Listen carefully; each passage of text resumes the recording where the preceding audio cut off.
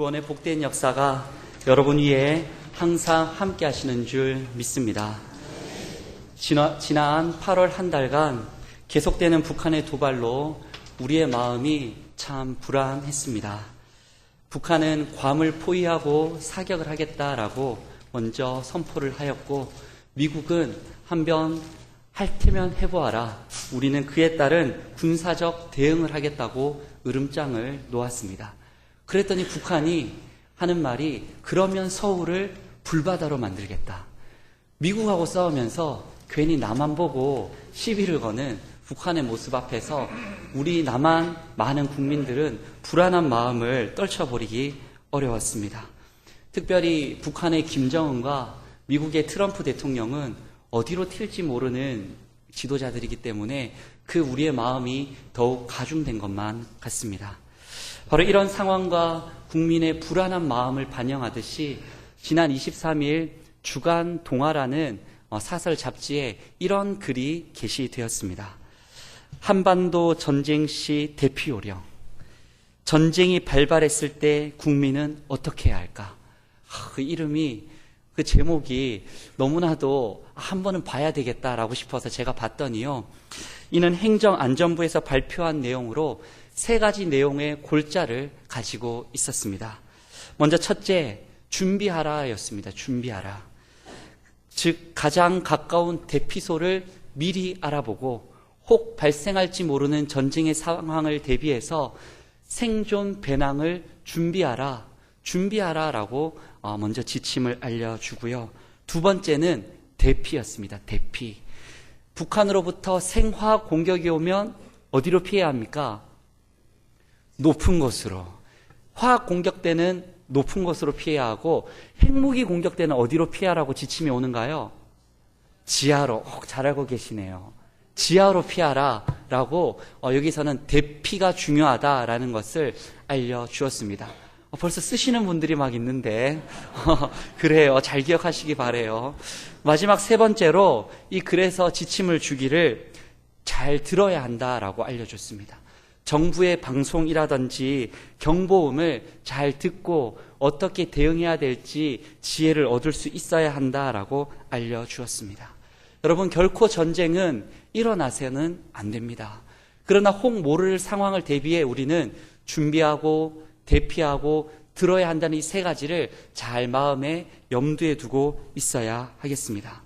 그런데 이와 같은 오늘날의 상황, 한 가지 질문이 듭니다. 이같이 전쟁의 위기 앞에서 온 국민들이 살아가고 있는데, 그 국민들 안에 우리도 포함되어져 있는데, 우리 예수 믿는 사람, 크리스천은 이와 같은 때에 어떻게 응답하고 어떻게 살아야 하느냐라는 것입니다. 여러분은 어떻게 살고 계십니까?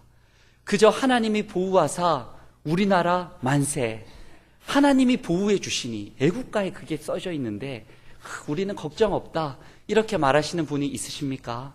아니면 그저 세상이 알려준 대로 준비, 대피, 듣기, 행동 요령만 잘 익히면 된다고 생각하고 계십니까? 그것도 아니면 좋은 때 이민을 가야겠다, 더 이상 한국은 희망이 없어, 좋은 나라를 알아보고 계신 분이 있진 않으십니까? 우리는 그저 세상 사람들과 똑같은 사람이 아닌 하나님의 자녀, 예수님의 제자, 크리스천입니다. 그러면 우리는 신앙인으로서 어떻게 이 위기 앞에서 응답해야 할지 오늘 말씀을 통해 함께 살펴보기를 원합니다. 성경에는 전쟁에 관한 기사가 여러 등장합니다. 많이 아시고 계실 겁니다. 출애굽의 이스라엘의 전쟁, 다윗의 전쟁, 여러 왕들의 전쟁을 우리는 기억하고 있습니다. 본디 하나님께서는 어떤 하나님이십니까? 전쟁 나지 않도록 도와주시고 그 백성을 사랑하시고 보호해 주시는 우리 하나님이십니다. 그런데 그 하나님께서 백성에게 전쟁을 허락하실 때에는 반드시 이유가 있습니다. 그저 백성들에게 한번 당해보라, 어려움을 겪어보라, 그 전쟁을 즐기시는 하나님이 결코 아니시죠. 하나님이 백성에게 전쟁을 허락하실 때에는 중요한 의미가 있을진데, 오늘 많은 성경의 전쟁 말씀 중에서 3가지를 찾아 그 의미를 따라가 볼 수 있기를 원합니다. 먼저 첫 번째로 예수님께서는 징조로서의 전쟁을 말씀하셨습니다. 어떤 전쟁을 말씀하셨다고요? 징조로서의 전쟁을 말씀하셨습니다. 오늘 본문 마태복음 24장 3절 말씀을 보면 제자들이 예수님께 묻습니다. 주의 임하심과 세상 끝에는 무슨 징조가 있사오리까? 그러자 예수님께서 마태복음 24장 7절부터 8절 말씀에 이렇게 대답을 해 주십니다. 민족이 민족을, 나라가 나라를 대적하여 일어나겠고 곳곳에 기근과 지진이 있으리니 이 모든 것은 재난의 시작이라. 아멘. 곧 여러 전쟁이 일어나는 것을 보거든 마지막 날, 믿지 아니하는 자에게는 심판의 날이요 믿는 자에게는 부활의 날, 주님 오시는 마지막 날이 다가오는 것을 느끼고 깨닫는 징조로서 보아라 예수님이 말씀하십니다. 곧 많은 전쟁이 나는 것은 징조라는 겁니다. 징조는 장차 일어날 일을 미리 보여주는 것이라는 거예요. 그래서 예수님은 이와 같은 징조를 보거든 이처럼 행하는 신앙인이 될 것을 당부하십니다. 마태복음 24장 42절 말씀 우리 앞에 화면에 뜨는데요. 한 목소리를 읽어보도록 하겠습니다. 시작. 그러므로 깨어있으라. 어느 날에 너희 주가 임할는지 너희가 알지 못함이니라. 아멘. 그렇습니다, 여러분. 전쟁의 위기 앞에서 우리 크리스천들이 가장 먼저 해야 할 응답의 자세는 바로 깨어 있는 것입니다. 우리가 이 시대를 살아갈 때에 깨어 살아가야만 합니다. 전쟁이 올 것이다라는 것을 볼 때에 미리 대피소도 알아보고 생존 배낭을 준비하듯이 우리는 민족이 민족을, 남과 북이, 혹 나라가 나라를, 여러 나라들이 서로 전쟁으로 대치하고 싸우고 무너지는 것을 볼 때에 마지막 날 주님의 때가 가까워져 오는구나라는 것을 깨달을 수 있어야 합니다. 전쟁은 그냥 전쟁으로 끝나는 게 아니고 이 전쟁이 있고 끝에는 주님께서 오시겠구나. 주님께서 오시면 나는 어떻게 살아야 하지? 그렇구나. 바로 오늘 하루 깨어 살아가야겠구나라는 그 마음이 우리에게 있어야만 합니다. 이와 같은 신앙을 한마디로 종말론적 신앙이라고 합니다. 종말론적 신앙. 무엇을 뜻합니까, 여러분? 전 성결대학교 총장이었던 김성영 교수는 종말론적 신앙을 이렇게 정의합니다. 그리스도의 재림을 기다리면서 그날을 준비하고 깨어 살아가는 성도의 신앙이 종말론적 신앙이다. 여기서 종말론적 신앙, 주님께서 당장 오신다는, 당장 재림한다는 그런 주장이 여러분 아닙니다. 여기서 말하는 종말론적 신앙은 주님께서 언제 오실지 우리는 알 수 없으니, 누구만 아십니까? 하나님만 아시니, 우리는 알 수 없으니 그날이 내일일지 모레일지 다음 주일지 1년 뒤일지 언제일지 알 수 없으니 바로 오늘 하루가 마지막인 것처럼, 내 생명 오늘 잠을 깨워주셨는데 이 코로 호흡하는 호흡이 오늘이 마지막인 것처럼 가치 있고 진실되게 살아가는 것이 바로 종말론적 신앙입니다. 누가 이렇게 살았습니까? 초대교회 성도들이 바로 이런 믿음으로 살았습니다. 오늘 하루가 마지막인 것처럼 살았습니다. 주 예수여 오시옵소서. 마라나타의 신앙으로 주님이 곧 오실 것처럼 오늘 하루 예수 믿는다고 핍박받지만, 오늘 하루 예수 믿는다고 잡혀가서 죽는 사람이 있지만 우리는 두렵지 않아. 우리는 겁나지 않아. 주님이 곧 오실 거기 때문에 오늘 하루를 마지막처럼 우리는 살 거야. 그들은 고백했고 그 고백대로 그들은 살았습니다. 서로 가진 것을 내 것이라 주장하지 않고 내가 가진 물질 서로 나누어 주고 통용하고 부족한 사람이 없도록 살았었고, 그들은 모이기에 힘썼습니다. 모여서 뭘 했습니까? 예배드리기에 힘썼습니다. 예배드리고 성찬에 떡을 떼고 주님을 늘 기억하며 살았습니다. 그리고 모여서 예배를 드리고 나서 흩어지게 되겠죠. 흩어지면 뭘 했습니까? 예수의 복음을 전하며 살았습니다.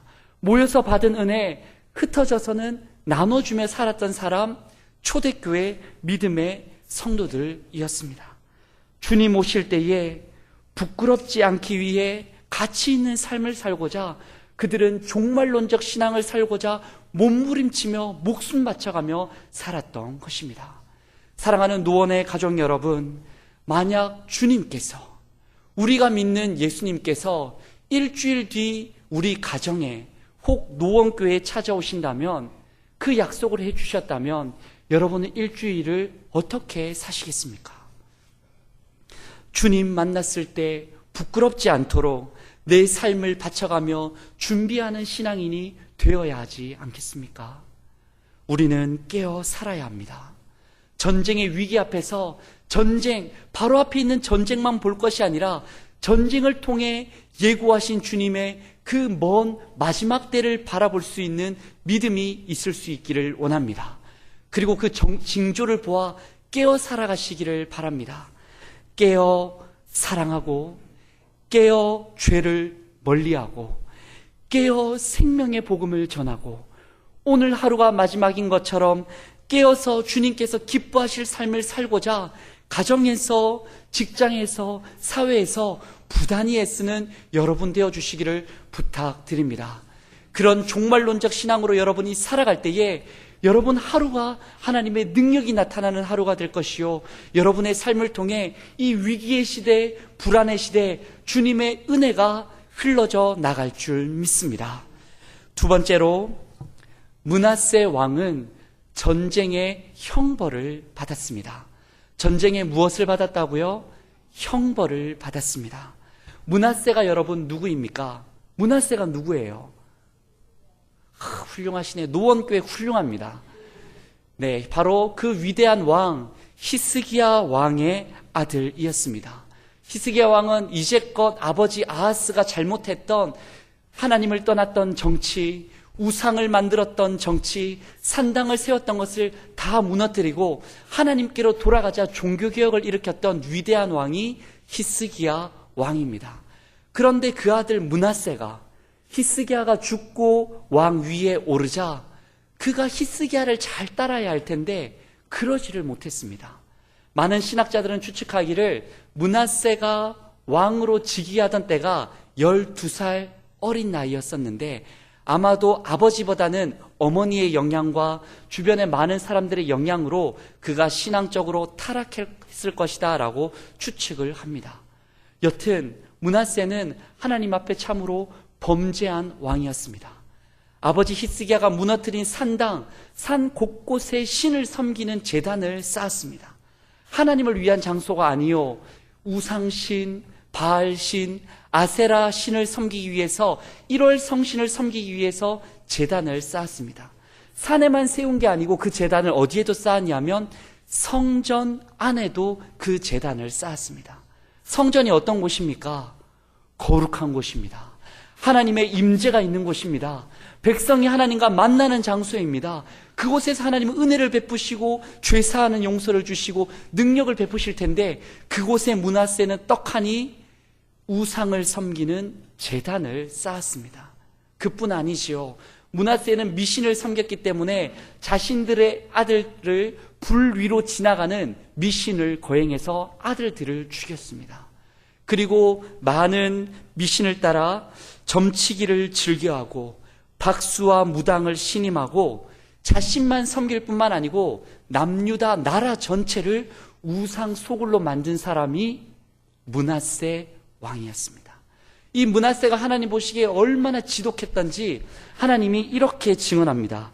열왕기하 21장 9절 말씀, 므낫세의 꿰을 받고 악을 행한 것이 여호와께서 이스라엘 자손 앞에서 멸하신 여러 민족보다 더 심하였더라. 아멘. 하나님이 멸하신 우상 섬기던 이방 민족보다 누가 더 심했다고요? 므낫세가 하나님 모르는 백성보다 더 범죄하고 더 우상 섬기고 더 하나님 마음을 아프게 했었다라고 하나님이 한탄하십니다. 그랬더니 므낫세가 이처럼 범죄했더니 어떤 일이 일어나는가? 하나님이 그에게 형벌을 내리십니다. 그냥 형벌이 아니고 전쟁의 형벌을 내리셔서 당시 중동 패권을 잡았던 강대국 아수르가 전쟁을 하러 남유다로 내려왔고 아수르가 크게 이기게 됩니다. 그리고 크게 이길 뿐만 아니요, 므낫세 왕이 포로로 잡혀가게 돼요. 하루아침에 왕이었던 므낫세가 쇠사슬이 손목과 발목에 차고가 차이고 바벨론으로 잡혀가는 노예의 신세, 포로의 신세가 되어버리고 말았던 것입니다. 그리고 바로 그때에 그렇게 범죄하고 전쟁의 벌을 받았을 때에 므낫세가 깨닫습니다. 환난 가운데 므낫세가 깨닫습니다. 무엇을 깨달았겠습니까? 아, 그렇구나. 내가 범한 범죄가 너무나 많아 내가 하나님께 벌을 받았구나. 내가 하나님께 돌아가야 하겠구나. 내가 겸손히 무릎을 꿇고 기도하면 하나님이 나를 용서해 주실 것이니 하나님께로 돌아가야겠다라는 그 깨달음을 얻습니다. 그리고 포로로 잡힌 그 바벨론에서 므낫세가 간절히 하나님을 찾습니다. 그 말씀이 역대하 33장 12절부터 13절까지 말씀에 기록되어 있는데 겸손히 기도했다라고 기록되어 있고 간구했다라고 기록되어 있습니다. 그리고 그가 간구했더니 하나님이 어떻게 하셨어요? 응답을 하십니다. 응답을 하셔서 포로였던 므낫세가 다시 남유다 예루살렘으로 돌아갈 수 있었고 돌아갔던 그 나라에서 다시 왕 위에 앉았더라라고 말씀은 우리에게 증언하고 있습니다. 분명 그는 범죄했었습니다. 그리고 그는 하나님의 벌을 받았습니다. 그 벌이 가벼운 벌이 아니고 큰 전쟁의 벌, 나라가 무너지는 벌, 포로로 잡혀가는 벌입니다. 어찌 우리 생각으로 생각해보면 므낫세의 형벌은 참 비극이요 비참함입니다. 만일 여러분 생각해 보십시오. 우리가 죄를 범하여 잘못했다 하여 하나님이 북한을 보내서 서울을 완전히 짓밟고 우리의 가족이 죽었다 생각해 보십시오. 얼마나 비참합니까? 얼마나 괴롭겠습니까? 그런데 므낫세는 그런 비참한 일을 겪었지만은 오히려 그 전쟁의 아픔을 통해서 깨달은 게 있었던 겁니다. 무엇을 깨달았습니까? 하나님을 깨달았던 겁니다. 이전에는 아무리 알려주어도 아무리 느끼게 해주어도 아무리 선지자를 보내어도 깨닫지 못했던 므낫세가 전쟁의 형벌을 통해서 살아계신 하나님을 깨달을 수 있었던 겁니다. 그렇게 본다면 바로 전쟁은 형벌이 아니요 므낫세에게 축복이었던 것이죠. 그저 살았더라면 영원히 지옥 갈 수밖에 없었던 므낫세, 하나님이 벌 주셨더니 벌을 통해 깨닫고 하나님께로 돌아올 수가 있었습니다. 사랑하는 노원의 가족 여러분, 우리 역시 마찬가지입니다. 북한의 도발과 전쟁의 위기가 고조되는 건 너무나 불안하고 걱정되는 일이 맞습니다. 그런데 이것은 위기일 뿐만 아니고 하나님이 우리에게 주시는 기회입니다. 무슨 기회입니까? 전쟁을 통해 이 두려운 상황을 통해 하나님께로 돌아오라는 기회입니다. 혹 내 안에 죄가 있다면, 혹 내 가정 공동체 안에 죄가 있다면, 매주마다 예배를 드린다 하지만 내 안에서 버리지 못하는 죄의 습관이 있다면 이제는 버려야 한다는 하나님의 경고이자 기회의 메시지가 북한의 도발이요 지금 우리나라가 처한 현실인 줄 믿습니다. 여러분, 이때에 기회의 이때에 하나님께로 돌아오실 수 있어야 합니다. 그 자리에 그대로 있으시면 망하기 때문에 하나님이 경고음을 주시는 거예요. 이와 같은 때에 우리는 자아를 성찰하고 겸손히 회개하여 하나님께 돌아가면 므낫세 같은 우리일지라도 하나님 용서하시고 우리를 회복시켜 주실 줄 믿습니다. 20세기 미국의 부흥운동을 이끌었던 에이든 토저라는 목사님이 계십니다. 이 토저 목사님은 내 자아를 버려라는 책에서 이렇게 이야기합니다. 참된 회개를 통해 우리는 과거의 자아중심적 삶을 벗어날 수 있고 영적 승리와 복을 누리며 예수 그리스도의 군기 아래 기쁨으로 살아갈 수 있는 권리와 능력을 얻게 될 것이다. 아멘. 참된 회개를 통해 우리는 돌아갈 수 있습니다. 과거의 삶을 청산하고 하나님께로, 영적 승리의 복을 누리는 장소로, 예수 그리스도의 군기 아래 권세와 능력을 누리는 삶으로 돌아갈 수 있습니다. 그렇습니다, 여러분. 전쟁 앞에 우리 크리스천이 응답해야 할 두 번째 자세, 바로 겸손히 회개의 기도를 하며 하나님께로 돌아가는 것입니다. 이 말씀을 듣고 내 마음에 숨겨준 죄를 들추어내고 하나님 앞으로 은혜의 예수 그리스도의 십자가 앞으로 나아가는 여러분 되실 수 있기를 바랍니다. 마지막으로 세 번째, 히스기야 왕의 경험했던 전쟁을 소개해드리고 싶습니다. 히스기야는 전쟁을 통해 하나님의 능력을 보았습니다. 히스기야는 전쟁을 통해 무엇을 보았다고요? 하나님의 능력을 보았습니다. 이에 대한 내용은 열왕기하 18장 말씀에 자세히 기록되어져 있습니다. 앞서 말했던 한 왕은 히스기야의 아들 누구였죠? 므낫세였고, 지금 얘기하고자 하는 왕은 누구라고요? 히스기야입니다.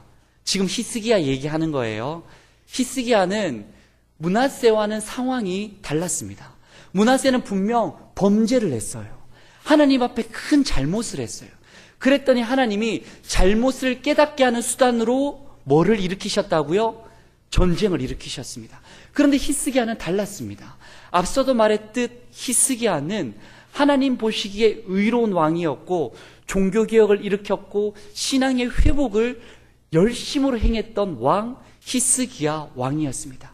그런데 신기하게도, 아이러니하게도 그 잘하고 있던 히스기야 왕에게도 전쟁이 찾아옵니다. 왜 그럴까? 잘하고 있는 자에게 복을 더 주시고 보호만 해주시면 좋을 것 같은데 전쟁을 주시면 왜 그럴까? 우리가 한번 생각해 볼 수 있어야 합니다. 히스기야는 큰 전쟁을 두 번 치릅니다. 먼저 1차 침공, 주전 701년경 아수르의 사네립과 그의 군대가 남유다의 1차 침공을 쳐들어 오게 됩니다. 근데 그 군사의 수가 얼마나 많았던지, 군대의 기세가 얼마나 대단했던지 히스기야가 봤더니 그 아수르와 우리 남유다가 붙으면 질 것 같았던 거예요. 그대로 붙으면 나라가 멸망할 것 같았습니다.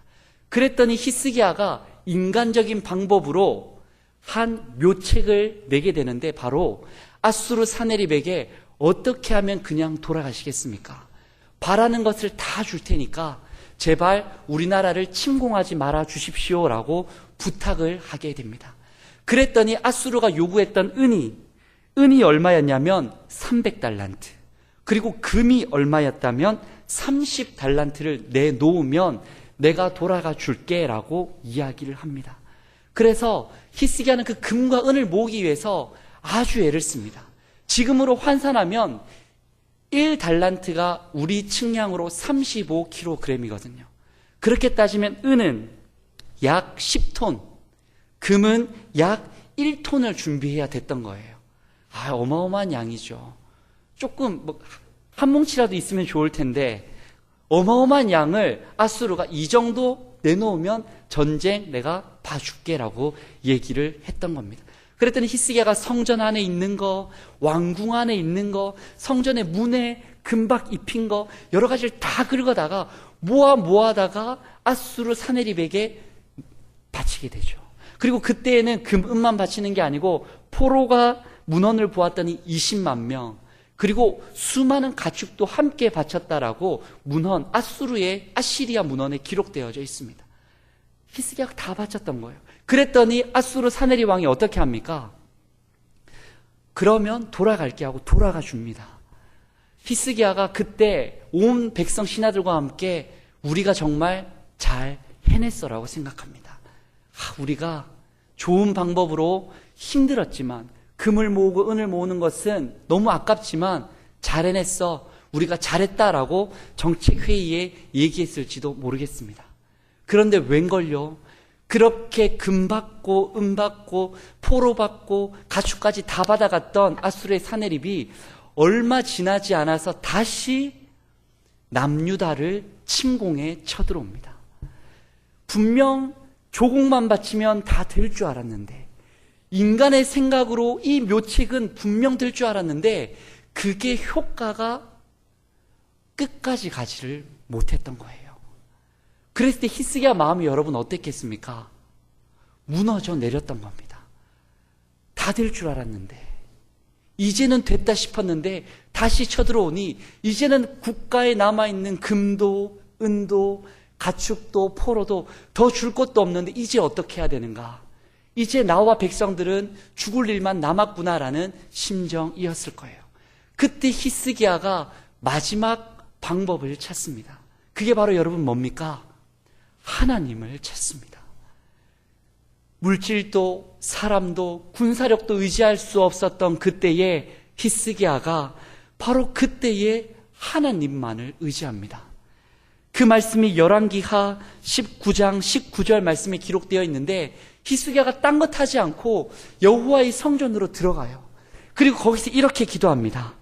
우리 하나님 여호와여, 원하건대 이제 우리를 그의 손에서 구원하옵소서. 그리하시면 천하 만국이 주 여호와가 홀로 하나님이신 줄 알리이다 하니라. 아멘. 간절히 기도합니다. 그리고 자신만 기도할 뿐만 아니고 하나님이 그의 선지자를 통하여 기도를 들으시면 더 힘있게 응답해 주실 거야라는 믿음으로 자신의 사자를, 자신의 신하를 이사야 선지자에게 보내어서 제발 좀 하나님께 기도해 달라고 요청을 하게 돼요. 그렇게 해서 기도를 하고 이사야에게 요청을 했더니 그때에 하나님이 응답해 주셔요. 이사야 선지자를 다시금 돌려보내서 하나님이 내가 승리케 하리라, 나의 이름을 모욕하고 이스라엘 백성을 무너뜨리겠다 호언장담하는 저 사내립을 내가 반드시 멸망시키리라 하나님이 약속을 들려주십니다. 그리고 바로 그날 밤 히스기야도 어찌할 수 없고 남유다의 군대도 어찌할 수 없었던 그 아수르를 하나님은 천사 천군을 보내셔서 그 사내립의 군대 18만 5천 명을 그날 밤에 몰살시키시고 이스라엘 남유다에게 승리를 주십니다. 하나님을 의지했더니 하나님이 승리하게 하셨습니다. 처음에 이 전쟁을 이야기할 때 우리는 이해할 수 없었습니다. 므낫세 때에는 죄를 범했으니 하나님이 형벌을 주시는 전쟁 마땅하다 싶었는데 왜 히스기야에게는 그런 전쟁을 주셨던가 우리는 이해할 수 없었어요. 그러나 우리는 오늘 말씀을 통해 이해할 수 있습니다. 왜 전쟁을 주셨던가? 평안할지라도 그 가운데 더 하나님을 의지하라, 더 하나님을 의지하고 그분의 능력을 경험하라, 하나님은 이 전쟁을 허락해 주셨던 것입니다. 그래서 이 전쟁을 치르고 나서 히스기야와 온 백성은 이 하나님을 그제서야 깨닫고 이와 같이 노래를 부릅니다. 그 내용이 시편 46편 말씀에 이렇게 기록되어 있습니다. 시편 46편 10절 말씀, 우리 화면에 나오는데 한 목소리로 말씀을 낭독하겠습니다. 시작. 이르시기를 너희는 가만히 있어 내가 하나님 됨을 알지어다. 내가 문나라 중에서 높임을 받으리라. 내가 세계 중에서 높임을 받으리라 하시도다. 아멘. 그렇습니다, 여러분. 히스기야는 전쟁의 위기 앞에서 자신의 노력으로 해보려고 했었지만 안 된다라는 것을 깨달았고, 그렇구나, 나는 가만히 있고 주만 하나님 되심을 알려주려 하시는구나 라는 것을 깨닫고 하나님을 의지했습니다. 그리고 그 결과는 승리요, 샬롬, 평화를 경험할 수 있었습니다. 그렇습니다, 성도 여러분. 우리 또한 전쟁의 위기 앞에 있습니다. 북한이 계속해서 도발하고 있어요.